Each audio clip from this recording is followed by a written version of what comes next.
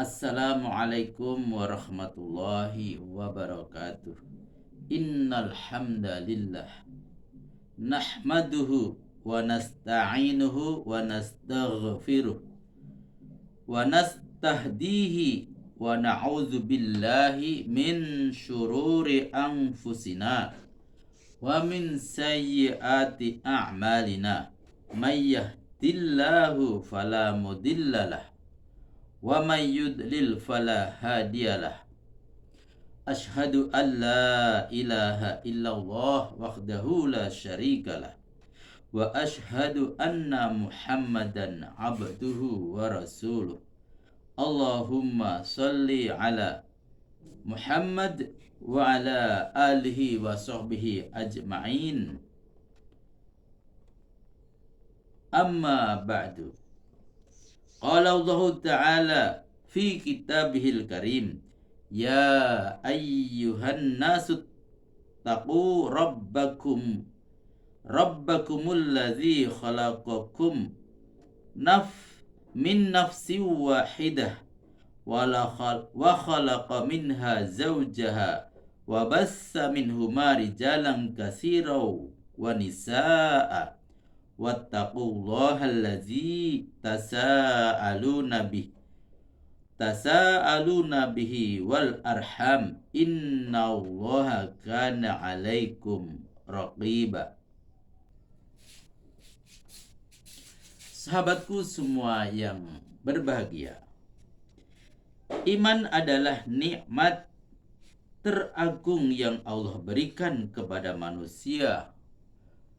Rasulullah Shallallahu Alaihi Wasallam bahkan menegaskan bahwa nikmat agung ini hanya diperuntukkan bagi orang-orang pilihannya.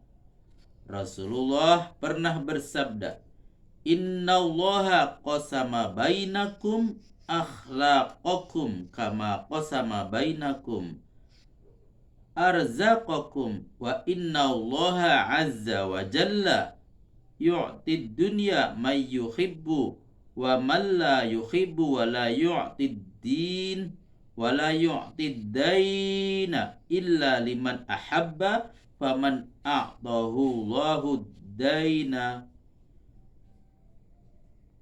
faman a'tahu Allahu dina faqad ahabbahu.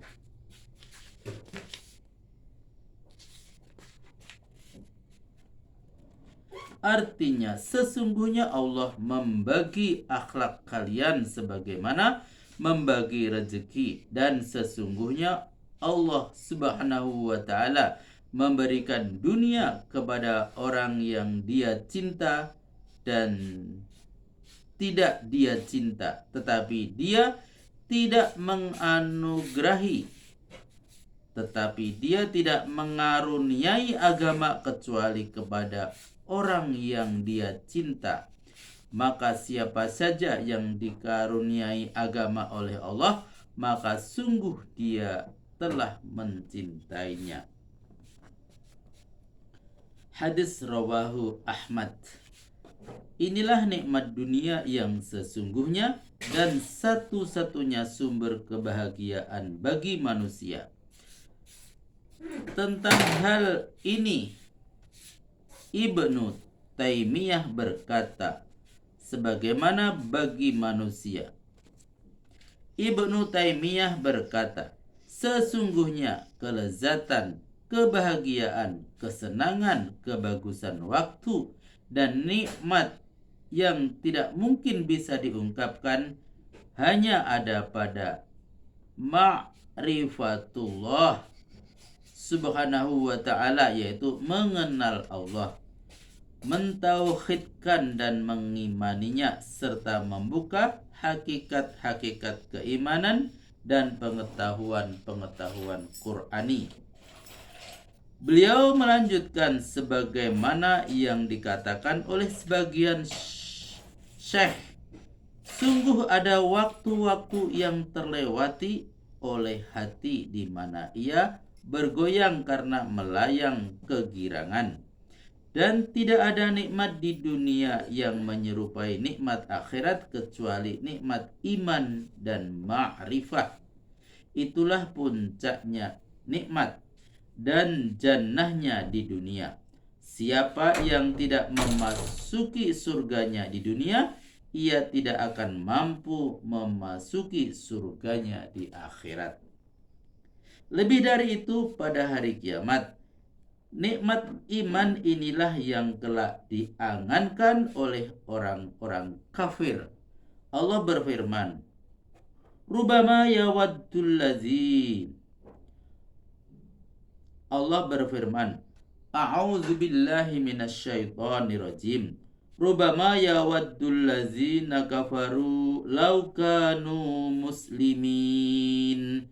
Darhum ya'kulu wa yatamatta'u wa yulhihimul amalu wa sawfa ya'lamun. Artinya, orang-orang kafir seringkali nanti di akhirat menginginkan kiranya mereka dulu ketika di dunia menjadi orang-orang yang berserah diri atau muslim. Biarkanlah mereka di dunia ini makan, bersenang-senang, dan dibuai oleh angan-angan kosong. Niscaya mereka akan mengetahui balasan atas apa yang mereka lakukan. Quran Surat Al-Hijr ayat 2-3. Seperti itulah mimpi dan harapan orang-orang kafir ketika mereka di neraka nanti. Maka ketika menafsirkan ayat, orang-orang kafir seringkali nanti di akhirat menginginkan kiranya mereka dulu ketika di dunia menjadi orang-orang yang berserah diri atau muslim. Ibnu Katsir di dalam tafsir Al-Quranul Azim berkata, ini adalah kabar dari mereka bahwa mereka akan menyesal atas kekufuran mereka dan menginginkan sekiranya dulu ketika di dunia mereka adalah orang-orang muslim. Kabar ini berasal dari Zat yang mengetahui segala-galanya, apa yang di dunia dan juga di akhirat nanti. Angan dan cita agar menjadi muslim ini terjadi pada hari kiamat, tepatnya ketika orang-orang kafir mendapati kaum muslimin yang banyak dosanya dikeluarkan dari neraka. Diriwayatkan dari Abu Musa al-Ash'ari bahwa Nabi Shallallahu Alaihi Wasallam bersabda, jika penghuni neraka masuk neraka dan ahli kiblat atau orang muslim yang dikehendaki Allah juga masuk ke neraka bersama mereka, orang-orang kafir berkata kepada orang muslim yang berada di dalam neraka, bukankah kalian orang-orang muslim? Ya, jawab orang-orang muslim, lalu apa manfaat keislaman kalian sedang kalian berada di neraka bersama kami? Ejek orang-orang kafir. Orang-orang muslim menjawab, kami punya banyak dosa sehingga kami disiksa karenanya. Lalu Allah murka terhadap ejekan orang-orang kafir tersebut sehingga memerintahkan kepada orang-orang muslim untuk dikeluarkan dari neraka. Maka ketika itulah orang-orang kafir berkeinginan agar mereka adalah orang-orang muslim ketika dulu di dunia. Sahabatku semuanya dimanapun berada yang berbahagia, sebab pokok kenapa mereka berkeinginan agar menjadi muslim adalah karena dengan Islam seorang hamba bisa terbebas dari siksa neraka. Berbeda dengan orang-orang kafir, mereka kekal di dalam neraka dengan berbagai siksa yang tak tertahankan. Segala bentuk penebusan pun tidak akan diterima, sekalipun berupa anak, istri, saudara, dan semua orang yang ada di muka bumi ini, dan tidak pula emas sepenuh bumi. Semuanya tidak akan pernah diterima, tidak akan pernah diterima oleh Allah Subhanahu wa taala. Firman Allah Subhanahu wa taala, "A'udzu billahi minasyaitonir rajim.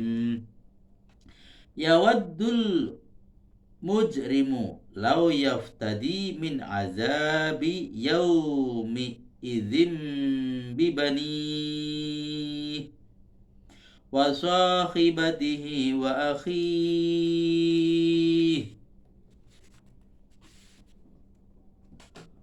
wa fasilatihi allati tu'wi wa man fil ardi jami'an summa yunji kalla innaha ladho." Orang kafir ingin kalau sekiranya dia dapat menebus dirinya dari azab hari itu dengan anak-anaknya dan istrinya dan saudaranya dan kaum familinya yang melindunginya di dunia dan orang yang di atas bumi seluruhnya, kemudian mengharapkan tebusan itu dapat menyelamatkannya. Sekali-kali tidak dapat, sesungguhnya neraka itu adalah api yang bergejolak.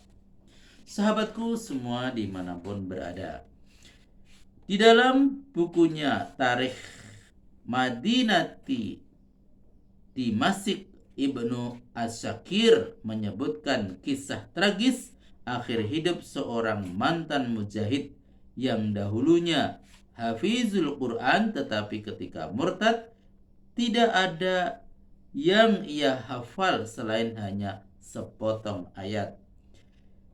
Ibnu Asyakir menyebutkan bahwa Abduh bin Abdurrahim pernah bercerita, "Kami sekumpulan para mujahidin pernah memasuki negeri Romawi. Di tengah kami ada seorang pemuda yang mengisi waktu siangnya dengan membaca Al-Quran dan puasa. Dia juga menggunakan waktu malamnya dengan sholat malam. Ia adalah orang yang paling tahu tentang ilmu faraid dan ilmu fikih. Lalu saat kami melewati sebuah benteng yang kami tidak diperintah untuk berhenti di benteng tersebut, pemuda itu justru melangkah menuju ke pojok benteng dan turun dari kudanya untuk buang air kecil.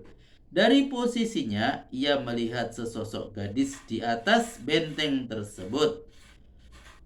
Pesona gadis tersebut membuatnya terkesima sehingga dirinya berteriak kepada wanita tersebut dengan bahasa Romawi, "Bagaimana caranya agar aku dapat mendapatkan dirimu? Mudah saja, masuklah ke dalam agama Nasrani, maka kami akan membukakan pintu benteng itu untukmu. Dengan demikian aku akan menjadi milikmu," jawab gadis tersebut. Pemuda tadi melakukan saran wanita Nasrani yang membuatnya terkesima, kemudian memasuki benteng tersebut. Sontak kejadian itu membuat kami diliputi rasa duka, sebagaimana duka orang tua yang kehilangan anak kandungnya. Meski demikian, kami tetap melanjutkan perjalanan dan menyelesaikan peperangan kami. Tatkala kembali pulang, kami hanya menginap sejenak karena kami bersiap untuk melakukan peperangan yang lain. Saat kami melewati benteng tersebut, kami dapati pemuda itu tengah bersama orang-orang Nasrani. Saat itu kami bertanya, "Wahai fulan, apa pengaruh Al-Qur'anmu? Apa pengaruh ilmumu dan apa pengaruh puasa dan sholat malammu sehingga dirimu bisa begitu?" Kemudian pemuda tersebut menjawab, "Aku telah dilupakan dari Al-Quran seluruhnya sehingga aku sudah tidak hafal yang ada di dalam Al-Quran kecuali firman-Nya. A'udzu billahi minasyaitonir rajim. Rubama yawaddul ladzina kafaru law kanu muslimin. Dharhum ya'kulu wa yatamatta'u wa yulhihimul amalu fasawfa ya'lamun. Orang-orang kafir itu ingin sekali menjadi orang-orang muslim. Biarkanlah mereka makan, bersenang-senang dan dilalaikan oleh angan-angan. Kelak mereka akan mengetahui balasan atas apa yang mereka kerjakan. Sahabatku semua dimanapun berada yang berbahagia. Di dalam salah satu nasihatnya, Syekh Nasiruddin Al-Albani menegaskan bahwa perjalanan menuju Allah ini begitu lama dan panjang. Untunglah kita tidak diharuskan untuk berjalan hingga ke ujungnya. Kita hanya diminta untuk mati di atasnya. Sebagaimana ayat yang barusan kami baca, wala tamutunna illa wa antum muslimun, dan janganlah kamu mati kecuali dalam keadaan muslim. Namun sekalipun demikian, perjalanan menuju Allah ini membutuhkan perjuangan yang berat dan perlu keistiqomahan hingga akhir hayat. Sungguh di dunia ini ada seorang hamba yang baru melaksanakan sholat dan puasa sejenak, tetapi dia berasa sudah memesan sebuah tempat di surga.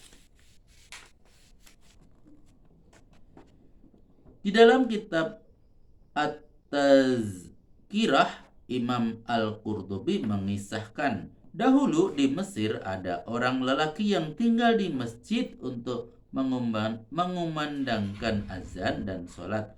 Pada dirinya terpancar cahaya ibadah dan ketaatan. Suatu hari seperti biasa ia naik menara untuk mengumandangkan azan. Di bawah menara tersebut terdapat rumah seorang Nasrani zimmi, orang Nasrani yang membayar jizyah kepada kekhalifahan Islam. Saat lelaki itu melongok ke bawah, tampak olehnya putri Nasrani yang cantik. Dia pun terpesona dan turun meninggalkan menara azan untuk menemui gadis tersebut. Mau apa kamu? Sergah si gadis. Lelaki itu menyahut, aku menginginkan kamu. Mengapa? Tanyanya. Karena kamu telah mencuri dan menawan hatiku, kata si lelaki. Gadis itu berujar, aku tidak mau mengharapkan sesuatu yang tidak pasti. Aku akan menikahimu, kejar laki-laki muazin tersebut. Tapi kamu beragama Islam, sedang aku beragama Nasrani. Dan ayahku tidak akan mengawinkanku denganmu. Gadis itu menjelaskan, jika demikian aku akan masuk agamamu, pungkasnya. Gadis itu menjawab, kalau begitu baiklah. Lelaki itu pun menjadi Nasrani dan tinggal bersama mereka. Sewaktu siang di hari yang sama, lelaki itu naik ke atas loteng rumah untuk suatu keperluan. Di saat yang sama dia terjatuh dan mati. Dia tidak mendapatkan manfaat apapun dari amalannya dan tidak juga dari gadis pujaannya. Na'udzubillah. Dan kita berlindung kepada Allah dari su'ul khatimah.